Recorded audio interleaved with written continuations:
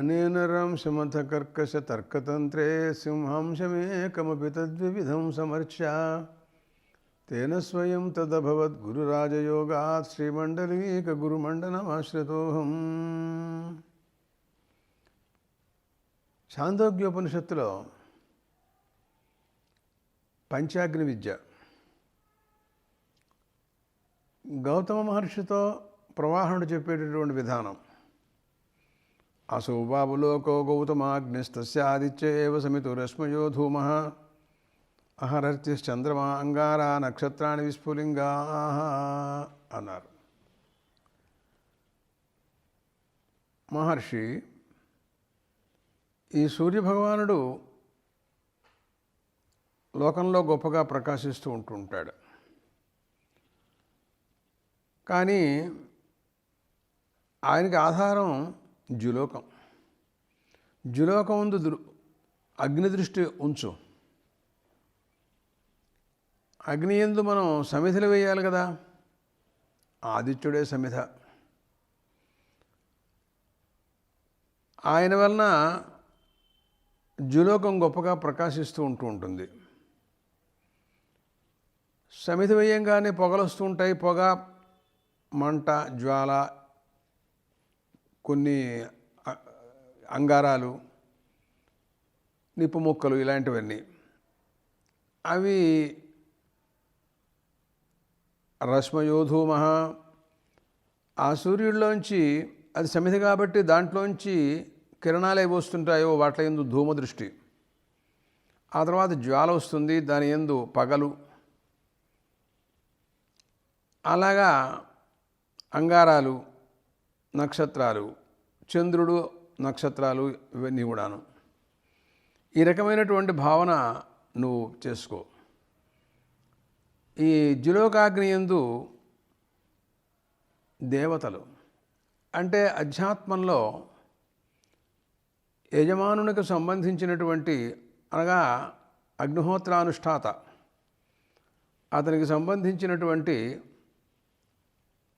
ఇంద్రియాధిష్టాన దేవతలు ఎవరైతే ఉంటారో వాళ్ళు. అధిదైవంలో అగ్నియాది దేవతలు. వీళ్ళందరూ శ్రద్ధను హోమం చేస్తారు. శ్రద్ధాశబ్దం చేత ఇక్కడ ఉదకములు చెప్పబడతాయి. శ్రద్ధావా ఆపహ అంటూ తైత్తిరీయ శృతి ఉదకాలకు శ్రద్ధ అని పేరెట్టింది. అంటే శ్రద్ధని కలగజేస్తాయను, శ్రద్ధతో వాటిని మనం తీసుకొస్తామని ఇలాంటి అర్థాలు చెప్పచ్చు. ఆ ఆహుతి వేయగా దాంట్లోంచి సోమో రాజా సంభవతి. చంద్రుడు అనేవాడు రాజా. ఆయన రాజవంశంలో చెందినవాడు. స్వర్గలోకంలో దేవతలలో అలాంటి వాడు దానివలన ఉద్భవిస్తాడు. అంటే ఆ ఉదకముల యొక్క పరిణామమే ఆ చంద్రుడు అన్నమాట. అంటే ఇప్పుడు ప్రస్తుతం అగ్నిలో వేసేటటువంటివి ఏవుంటాయో శ్రద్ధాశబ్దం చేత ఉదకాలంటున్నావు నువ్వు. అన్నీ ఉదకాలని చెప్పడానికి లేదు.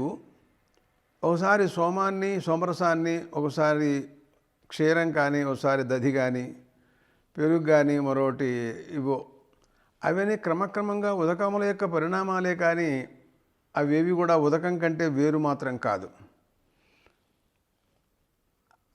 ఆ తర్వాత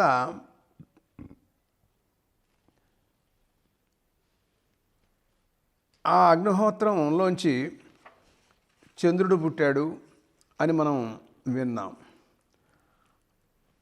ఆ తర్వాత మాట్లాడుతూ పర్జన్యో వావగౌతమాగ్నిస్తస్య వాయురేవ సమితు అభ్రంధూమో విద్యుదర్చి అచంద్రంగారా రాతయో విస్ఫులింగా.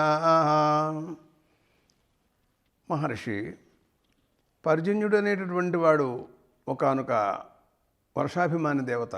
ఆయన యందు నువ్వు అగ్నిదృష్టి పెట్టు. దాంట్లో హోమం చేయడానికి ఓ సమిధ వేయాలిగా. వాయువే సమిత్తు. సమితిలోంచి పొగొస్తుందిగా, మేఘం, అదే ధూమం అంటే. దాంట్లోంచి జ్వాలలు వస్తాయిగా, మెరుపు, అలాగే కొన్ని పిడుగులు, మెరుపులు ఇవన్నీ కూడా వస్తూ ఉంటాయి. ఇవన్నీ కూడాను దాంట్లోంచి వస్తున్నట్టుగా నువ్వు భావించు. తస్మిన్నగ్నో దేవా సోమకం రాజానం జుహ్వతి. ఈ అధ్యాత్మంలో ఉన్నటువంటి ఈ యజమానుడి యొక్క అగ్నిహోత్రానుష్ఠాత యొక్క ఇంద్రియ అధిష్టాన దేవతలు ఎవరైతే ఉంటారో వాళ్ళే దేవతలు. ఇక్కడ వాళ్ళు ఈ సోమరాజుని దాంట్లో హోమం చేస్తారు. తస్య ఆహుతే వర్షం సంభవతి. దానివలన వర్షం సంభవిస్తుంది. అంటే ఇప్పుడు ఈ హోమం చేసినటువంటి చంద్రుడు కూడా ఉదకమే. మొదటిసారి మనం చంద్రుడు పుట్టాడు అని అనుకున్నామే, ఉదకముల యొక్క పరిణామమే. ఆ ఉదకపు రూపమైనటువంటి చంద్రుడినే మనం హోమం చేస్తే ఇప్పుడు వర్షం ఏర్పడింది. ఇది కూడా ఉదకాలే కదా. తరువాత పృథివీవావగౌతమాగ్నిస్తస్య సంవత్సర ఏవ సమితు ఆకాశో ధూమో రాత్రిరచ్చి దిశో అంగారా అంతరిక్ష దిశో అవాంతరదిశో విస్ఫులింగా. మహర్షి, పృథివీని నువ్వు అగ్నిగా భావించు. దాంట్లో సంవత్సరం అనేటటువంటి ఒక సమిధ వెయ్యి. ఎందుకంటే సంవత్సరానికి పృథివీకి సంబంధం ఏమిటి అని అంటే, పృథివీ నుండి సస్యం కొన్ని పంటలు పండాలి అంటే సంవత్సర కాలానికి కానీ రావు. అందుకోసమని సంవత్సరం అనేటటువంటి దాంట్లో సమిధిగా నువ్వు భావించు. ఆ తర్వాత దాంట్లోంచి ఆకాశం అనేటటువంటి ధూమం వస్తోంది. రాత్రి అనేటటువంటి కాంతులు, దిక్కులు అనేటటువంటివి అంగారాలు, ఇలా అవన్నీ కూడాను ఆ రూపంగా నువ్వు భావించు. పురుషో వావగౌతమాగ్నిస్తస్య వాగేవ సమిత్ ప్రాణో ధూమో జిహ్వార్చి చక్షురంగారా శ్రోత్రం విస్ఫులింగా. మహర్షి, పురుషుడనేవాడు ఒక అగ్ని. అతనికి వాక్ అనేటటువంటి ఒకనొక సమిధ ఆ అగ్నిలో మనం వేయవలసింది. ఆ వాక్కు చాలా ప్రజ్వలిస్తుంది. దానిలోంచి ప్రాణం ధూమంగా పుడుతుంది. లోపల నాలుక అది ఒకనొక ఎర్రగా కాంతిగా జ్వాలగా ఉంటుంది. దాంట్లో చక్షు అనేటటువంటివి అంగారాలు, చిన్న చిన్న మినుగురుపులు ఇవన్నీ కూడా వస్తాయి. తస్మిన్ దేవా అన్నం జుహ్వతి తస్య ఆహుతే స్వరోతకం సంభవతి. ఇప్పుడు ఈ అగ్నిలో దేవతలు అంటే అధ్యాత్మంలో ఉన్నటువంటి అగ్నిహోత్రానుష్ఠాత యొక్క దేవతలు అన్నాన్ని హోమం చేస్తున్నారు.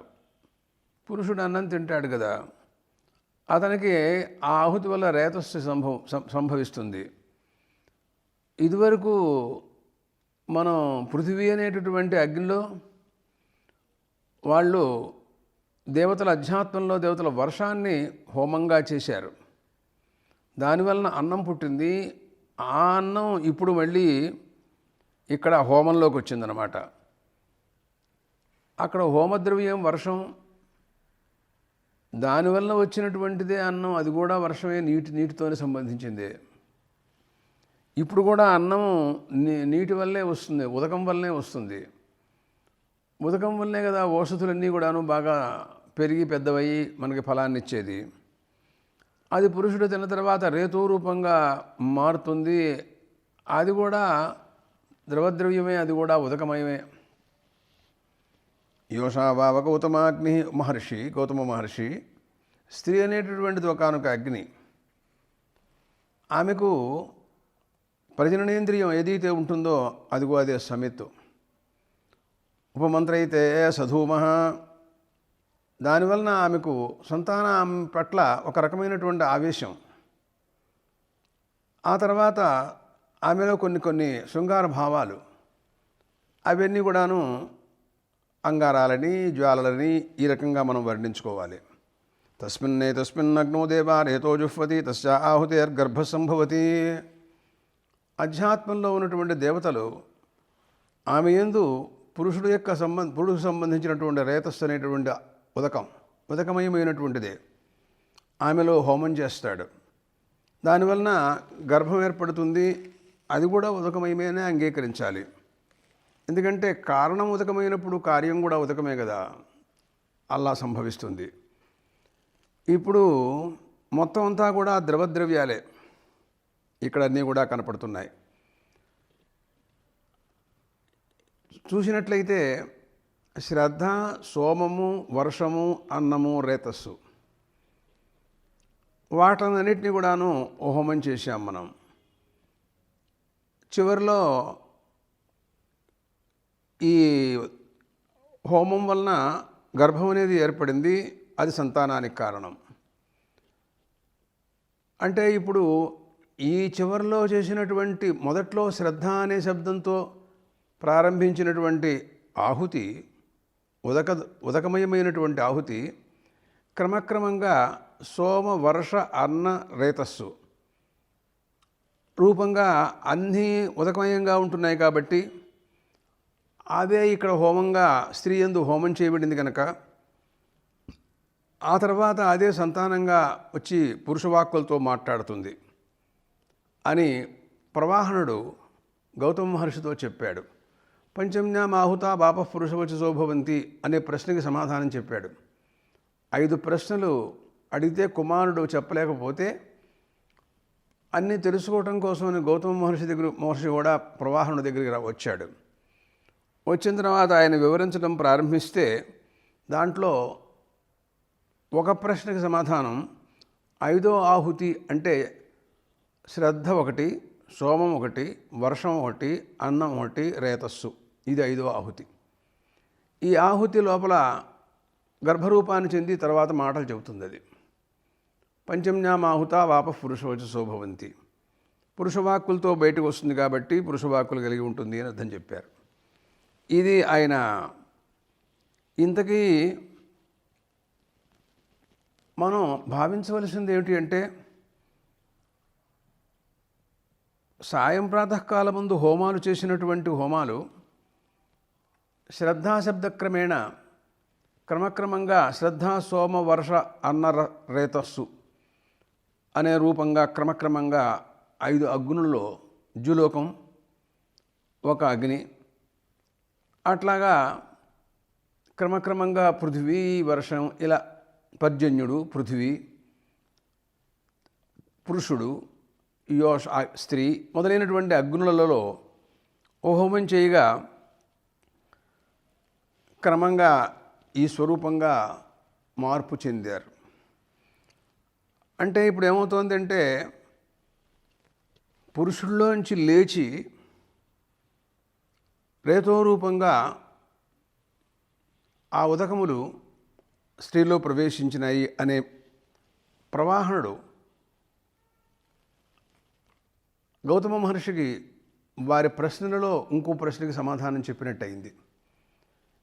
వీళ్ళు ఆ తర్వాత ఎలా జన్మిస్తారు, ఎక్కడికి వెళతారు, మళ్ళీ రాక ఎట్లాగూ అనే విషయాల గురించి కూడా మాట్లాడాలి. 5 ప్రశ్నలు కదా. ఇప్పుడు అంటారు, ఇక్కడ అంటుంది స ఉల్బావృతో గర్భోదశవా నవవా మాసా అంతశ్చయిత్వా మాసానంతశ్చయిత్వా యావద్వాథ జాయతే. మహర్షి గౌతమ మహర్షి ఆ లోపల గర్భం ఆవృతమై ఉంటుంది, ఉల్బావృతమై ఉంటుంది. దాంతో ఒక వస్త్రపటం లాంటిదిలో దాంతో కప్పబడి ఉంటుంది. అది ఒక చాలా తేలికైనటువంటి మాంస విశేషం. అది అశుచి, అపవిత్రమైనటువంటిది. లోపల ఉన్నటువంటివన్నీ అలాంటివే.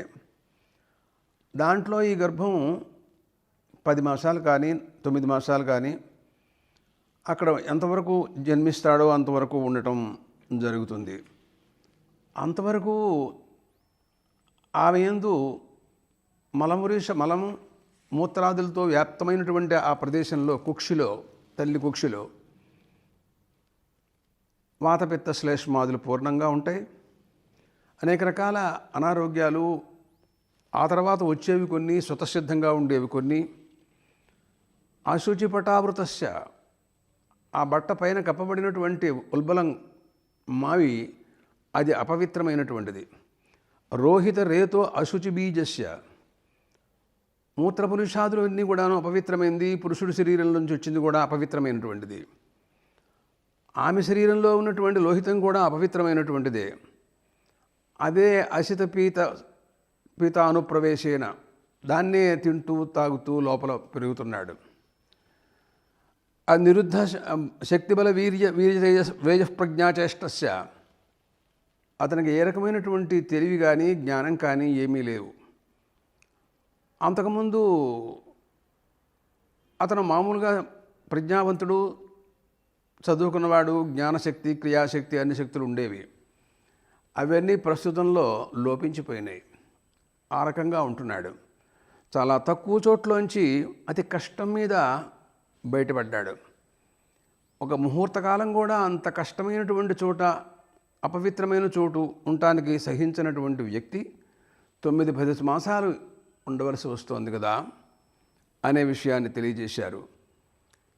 ఇప్పుడు సరే జన్మించాడు. జన్మించిన తర్వాత యావదాయుషం జీవతి తం ప్రేతం దిష్టమితో అగ్నయేవ హరంతి. మళ్ళీ అంతా జీవించిన తర్వాత మరణానంతరం మళ్ళీ తీసుకెళ్ళి ఈ శరీరాన్ని అగ్నజే స్వాహ అని మళ్ళీ అగ్నిలో హోమం చేస్తారు. మొత్తం అగ్నిలోంచే పుట్టాడు, అగ్నిలోకే పోతున్నాడు. పంచాగ్నిలో వాటర్లోంచి వచ్చాడు, మళ్ళీ వాటర్లోకే వెళ్ళిపోతున్నాడు. ఇదిగో ఇది పరిస్థితి అయ్యా. తజ్జయిత్తం విదుహు. కానీ ఈ విషయాన్ని గ్రహించాలి. ఇది తజ్జయిత్తం విదుహు అనేటటువంటిది పంచాగ్ని విద్యను ఎవరైతే తెలుసుకుంటారో అని దానికి అర్థం అన్నమాట. వాళ్ళు ఉత్తరాయణ మార్గంలో ప్రయాణం చేస్తారు, అర్చిరాది మార్గంలో ప్రయాణం చేస్తారు అని శృతి చెప్పబోతోంది.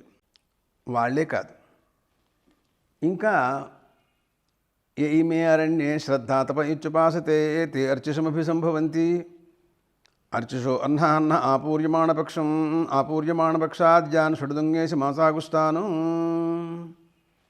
అంటోంది ఛాందోగ్యం.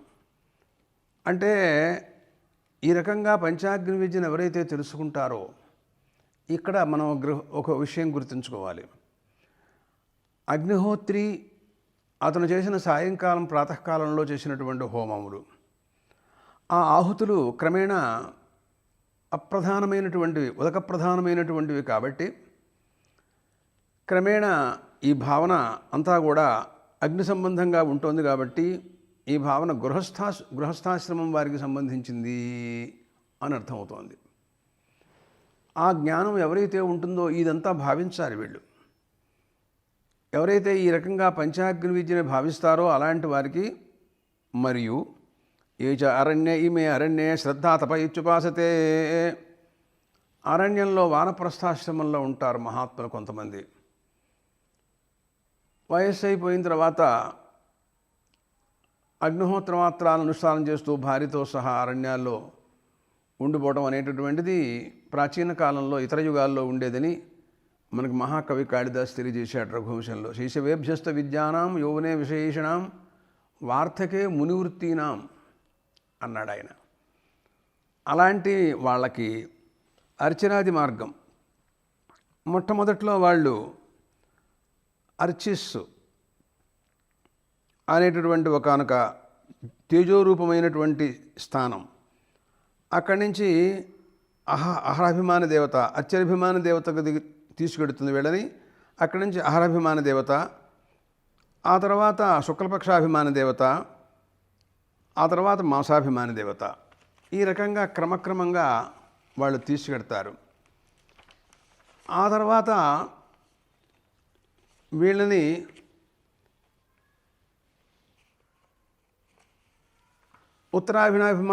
ఉత్తరాయణాభిమానంతో అమానవ పురుషులు వస్తారు అని ఇదివరకు మనం ఉపకోసల విద్యలో విన్నాం. సరే, ఇది ఇట్లా ఉంటుండగా ఇక్కడ కొన్ని మనకి సందేహాలకి అవకాశాలు ఉన్నాయి. ఇప్పుడు అగ్నిహోత్రానుష్ఠానం చేసుకునేటటువంటి అగ్నిహోత్రి పంచాగ్ని విద్యతో ఈ రకమైనటువంటి ఉపాసన చేశాడు. అలాంటివాడు అట్లాగా నైష్టిక వానప్రస్థాశ్రమంలో ఉండి తపస్సు చేసుకునేటటువంటి వాళ్ళకి కూడా ఉత్తరాయణ మార్గానికి అవకాశం ఇచ్చారు. కానీ ఇంకా కొంతమంది ఉన్నారు గృహస్థాశ్రమంలో ఉంటూ కేవల పూర్తం ఇష్టాపూర్త కర్మలని ఏదో తటాకం తవ్వించడం, దేవాలయాలు కట్టించడం, ఏవో దాన ధర్మాలు చేయటం, ఇలాంటి వాపీకూప తటాకాదులు అంటారు వీటిని. పూర్తకర్మలని పేరు వీటికి.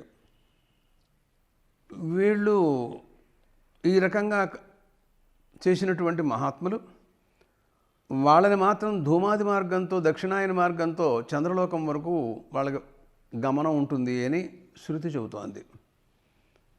ఇప్పుడు చూస్తే మనకు ఒక అనుమానం,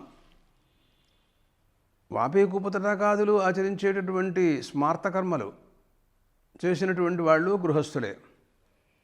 పంచాగ్ని విద్యని ఉపాసన చేసినటువంటి వాళ్ళు అగ్నిహోత్రానుష్ఠానంలో చేసుకుంటూ ఉండేటువంటి ఆహుతి ద్వారా వాళ్ళు గృహస్థులే.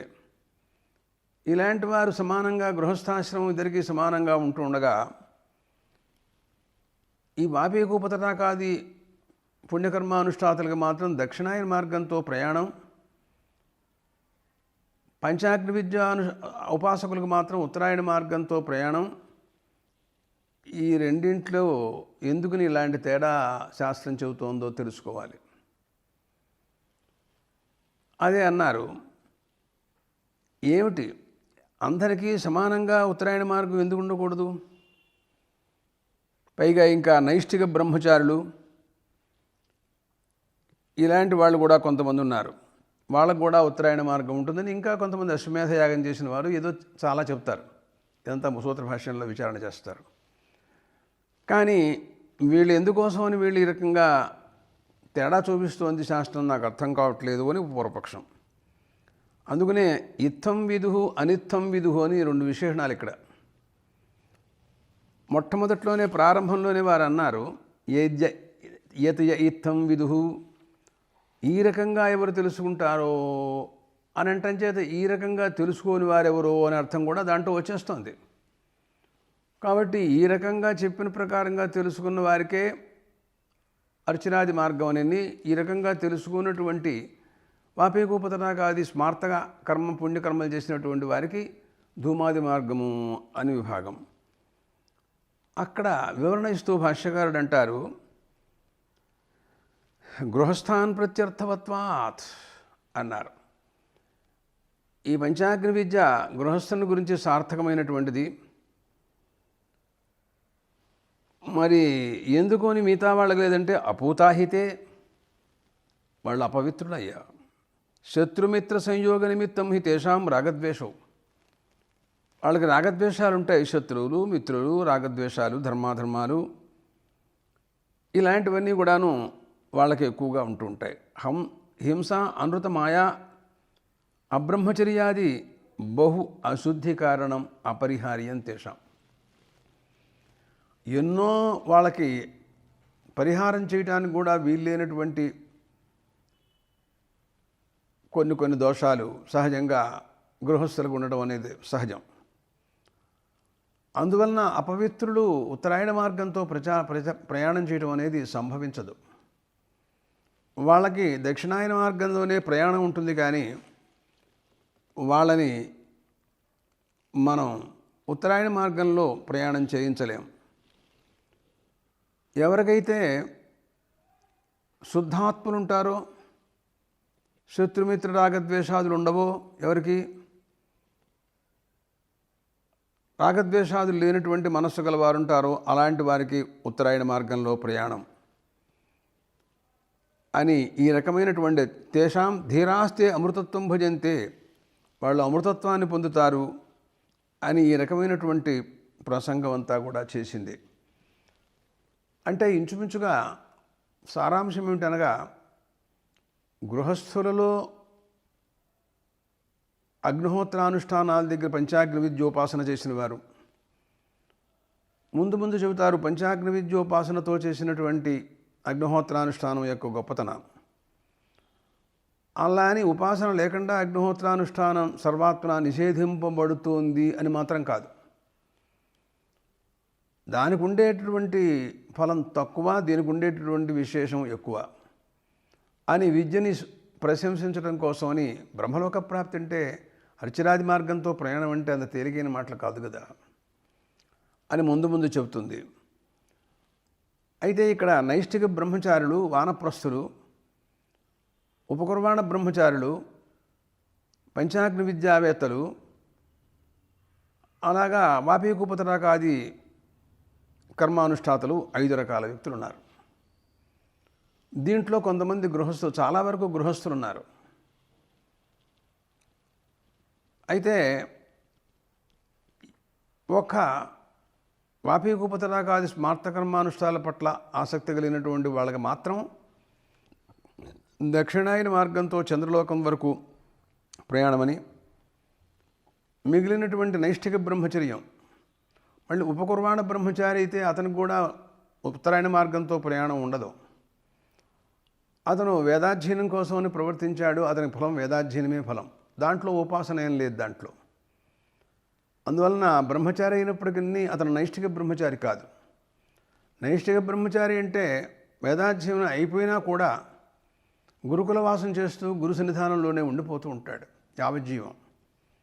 అదిగో అలాంటి వాడు నైష్ఠిక బ్రహ్మచారి అంటే. కానీ కలియుగంలో అది నిషిద్ధం. అలాగే వానప్రస్థాశ్రమం కూడా నిషిద్ధం. ఇతర యుగాల గురించి మాట్లాడుతూ ఉంటుంది శృతి, అన్ని యుగాల గురించి మాట్లాడుతుంది కదా. కాబట్టి ఈ రకంగా ఎవరెవరు ఈ రకమైనటువంటి పరిస్థితుల్లో ఉంటారో అలాంటి వారికి ఆయా లోకాల స్థాయి అని వివరణ అంతా కూడా ఇచ్చింది. ప్రధానంగా ముందు పంచాగ్ని విద్యను గురించి మనం ఇక్కడ వివరణ ఇస్తున్నాం కనుక, పంచాగ్ని విద్య ఆచరించిన వాళ్ళు ఉన్నారే, వాళ్ళు క్రమంగా బ్రహ్మలోకంలోకి పెడతారు. విద్యుల్లోకం దగ్గర నుంచి వాళ్ళు అక్కడ దాకా వెళ్ళిన తర్వాత మాసాగుస్తాన్ అయితే సంవత్సరాభిమాన దేవత, ఆదిత్యం చంద్రమసో విద్యుతం, ఆదిత్యుడు, ఆ తర్వాత ఆదిత్యాభిమాన దేవత, చంద్రుడు అభిమాన దేవత, విద్యుల్లోకం దాకా వెళ్ళిన తర్వాత తత్ర అమానవ పురుష ఏనాన్ బ్రహ్మగమయతి అని ఉపకోసల విద్యలో చెప్పింది. అమానవ పురుషుడు వస్తాట బ్రహ్మలోకంలోంచి. మానవాకారంలో ఉండరు వాళ్ళు, చాలా విలక్షణంగా ఉంటారు. ఈ మహాత్ముల్ని బ్రహ్మగారు తీసుకురమ్మని పంపించారు. దాంట్లో వాళ్ళు వీళ్ళని తీసుకెళ్ళటం కోసమని వాళ్ళు తీసుకెళ్తారు, బ్రహ్మలోకంలోకి పెడతారు. వాళ్ళు ఏమం మానవం నావర్తంతే అని చెప్పింది అక్కడ. ఏమం మానవం నావర్తం అంటే ఈ మానవలోకానికి మళ్ళీ తిరిగి రారు అని ఒక అర్థం ఉంది. కానీ ఒక మనుకాల పర్యంతం ఉంటారు, తర్వాత వస్తారు అని 2 అర్థాలు ఉన్నాయి. పంచాగ్ని విద్యల వారు ఉన్నారే, వారు ఒక మనుకాల పర్యంతం ఉంటారని, ఒక మనువు, వైవస్వత మనువు, రైవత చాక్షుష మనువులు ఉంటారు, మన్వంతరాలు ఉంటాయి, అరుకు ఉంటారని, తర్వాత వాళ్ళు వస్తారు అని ఒకటి. ఎవరైతే సగుణోపాసన చేసినటువంటి మహాత్ములు ఉంటారో వాళ్ళకి మాత్రం మళ్ళీ తిరిగి మానవలోకం గురించి రాక అనేటటువంటిది ఉండదు. తర్వాత వాళ్ళు అక్కడే బ్రహ్మలోకంలోని బ్రహ్మకాలం వరకు, బ్రహ్మ ఎంతకాలం ఉంటారో అంతకాలం ఉంటారని, ఆయనతో తర్వాత క్రమంగా ముక్తి పొందుతారు అని, క్రమముక్తి పొందుతారని, ఈ రకమైనటువంటి విధానాలన్నీ కూడాను మనం అర్చిరాది మార్గ వ్యాఖ్య విశేషాల్లో మనం విన్నాం. ఇది ఇవం మానవం ఆవర్తంతే అనేటటువంటి విధానం ఈ రకంగా కనపడుతోంది. ఇక్కడ ఈ పైన మనం ఏ మే గ్రామే ఇష్టాపూర్తే దత్తమిత్యుపాసతే ధూమమేవాభిసంవిశంతి. ఇష్టాపూర్త కర్మలు చేసిన వాళ్ళు, అలాగే కేవల కర్మానుష్ఠాతలు ఉంటారు, ఉపాసన రహితంగా ఇష్టాపూర్త కర్మలు, వీళ్ళంతా గృహస్థులే. ఇలాంటి వారికి మార్గం ఏమిటి? వీళ్ళు క్రమంగా ఏ లోకానికి చేరుతారు, వీళ్ళ మార్గం ఎలా ఉంటుంది అనే విషయాన్ని గురించి మాట్లాడుతుంది. చూద్దాం.